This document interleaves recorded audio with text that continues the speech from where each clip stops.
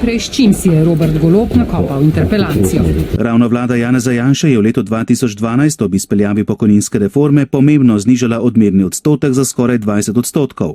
Od tam izhaja sedanji problem položaja sedanjih upokojencev, ker jim je tista vlada Janeza Janše v resnici znižala njihov položaj. Ko je v vladi, on pokojnine reže ali pa pristaja na reze po diktatu Evropske komisije, ko je v opoziciji, pa na trgih in ulicah na vse grlo kriči, dajte upokojencem više od pokojnine. Ampak priznavate, da je ZPIZ-2 dejansko ustavil padanje? Priznavam, jaz nimam s tem problema, da to priznavam, ampak še enkrat ponavljam, on je bil premier. On je imel vso možnost takrat narediti takšno reformo, da bi določila dostojno odmero pokojnin. Ja? Okay. Ja, lepo pozdravljeni. Že predvčerajšnjim smo v Državnem zboru prejeli predlog poslanske skupine SDS za razrešitev podpredsednice Državnega zbora, gospe Nataše Sukič. Jaz bi na tem mestu rada povedala, da gospa Nataša Sukič, podpredsednica, uživa moje polno zaupanje.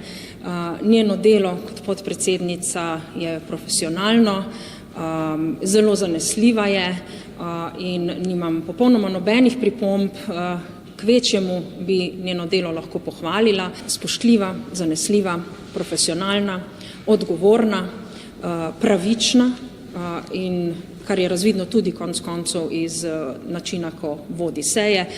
To je moje seveda osebno mnenje. Vam bom pa tako povedala, ne? Poslanska skupina SDS se zato, da bi odvrnila pozornost javnosti iz lastnih malopridnosti, obnaša kot adolescentni nasilnež in potem poskuša z raznimi manipulacijami preusmerjati pozornost iz svojih lastnih, kot sem že prej rekla, malopridnih dejanj.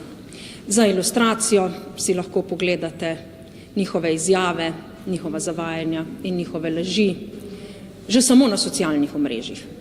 Vsekakor pa mislim, da je poslanska skupina SDS v tem mandatu zagotovo zmagovalec pri podajanju laži, zavajanj in manipulacij javnosti.